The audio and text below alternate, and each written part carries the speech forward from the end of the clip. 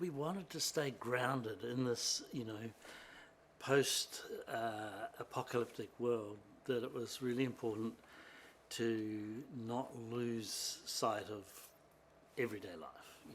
Although we were in a place which is not everyday life, we would bring elements into our world from the world that all of us as an audience understand and know and are familiar with. The first bunker that we come to, in my mind, was always a bunker that was built for a purpose, for a post-apocalyptic world of some description. Maybe it was some sort of government facility, but it was definitely underground, and it definitely went down about 10 stories and housed all sorts of laboratories and things in the lower levels, but the upper levels would be dormitory style accommodation, and with all the security one would imagine surrounding that. And over the sort of period excuse me, over the period since the asteroid had hit Earth, the bottom layers of this bunker system had flooded. So a lot of the stuff, they'd managed to rescue some stuff early on, but gradually the rising water had filled up the lower 10 stories. So we're in very much the top story of the bunker. And saying that, there's a lot of stuff also that's come in from the outside. As they've made their way to this safe place, this haven, they've gathered up all sorts of bits and pieces that people have left behind. So there's any amount of weird and eclectic sort of things they can use to stay alive. And of course a lot of tinned food, and they have things going on here like solar panels. They know about solar energy, so they're using that with a battery stack. They're doing hydroponics. Amongst this group of people, some of them knew how to do things to stay alive, and that's what they're doing in this bunker. They go out and they come back. They still forage, but it's a dangerous world out there. In the case of Amy's bunker, we took the view that it was an old ex-World War I, World War II sort of storage bunker for ammunition or depth charges or all that stuff. Probably naval in origin because it's right beside the water. And, obviously it's something that had been emptied out after those conflicts and left just as a military installation. So what's happened is our team of slightly older, more mature people have found this place and they've seconded it to their needs, amongst which there's a sort of medical room, there's a really nice conversation pit which harks back to the 60s, where they all can sit around a fire and talk about the day and how it's gone. And then out on the beach itself, we've got them growing food, we've got them collecting kelp, they do a bit of fishing.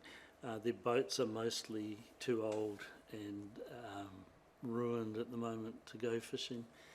And then, of course, they get these visitors who have got a boat. But just in terms of a design challenge, the big challenge was to make these two places quite different at a glance.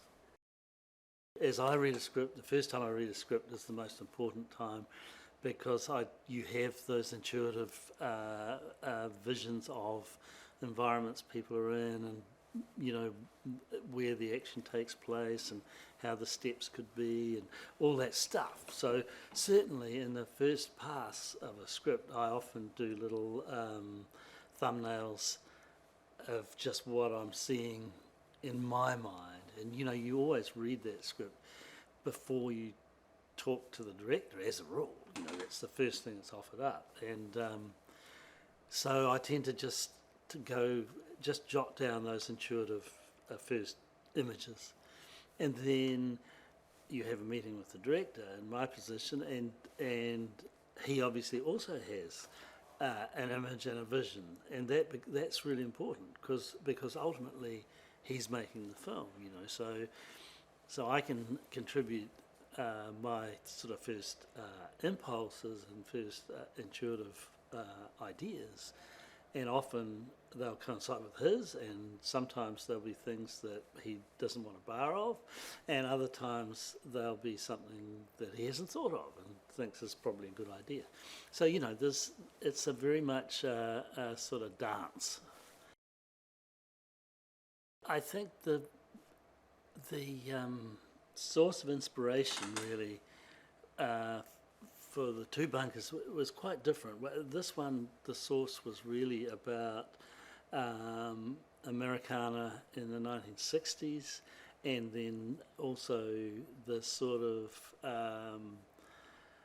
21st century, what the influences are on young people today. You know, so we're saying, you know, it's a short time in the future. So what is motivating the young people today, and how much of that we can bring into this bunker. And then for the other bunker, it was really researching old gold mines and like for structure and bunkers, storage bunkers from that period. Up behind us in the hills in Queensland, there is a tunnel which was used as a stockpiling place for ammunition. So that had a sort of influence as well. You know, it's like this cave wasn't necessarily built as a storage bunker, but it was a cave that had been excavated in the search for gold. You know, so we're sort of telling that little side story at the same time. It's all about the people, you know. So it's all about giving each of them an occupation and a hobby, and because in this sort of isolation, you know, it's a self-imposed prison in a way that they need to stop them from going mad. They either need games to play or training to do or sports to do. One guy, our radio operator with one arm, makes miniatures. You know, that's his sort of clearing the headspace moment. One of them paints. You know, Joel draws and paints a lot. Other people play games. So it's really about picking each one and giving them a bed and giving them a surrounding around the bed. One of them has a baby, so that's the cot and, you know, the feeding chair and all those sorts of things. But as you grow each image of the person involved in their daily life, you can then start adding props that tell that story. The first thing is that monsters can't get in.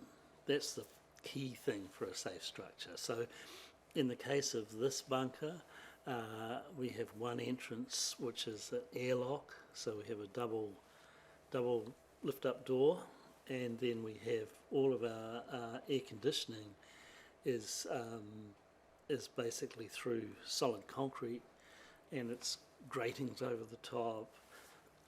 In our case, the gratings get breached, so it's not 100% ideal. But at the beach colony is ideal because it has a cliff wall that goes right around it, and it opens onto a beach. And then the actual safe bunker itself has big steel barred doors that they can lock down as well. But in everyday life, no creatures come onto that beach as a rule. There's no reason for them to. It's just there. It's got a big cliff right around it. If they try to they'd fall off the cliff and squash at the bottom. So mostly they're safe places. I think, you know, this is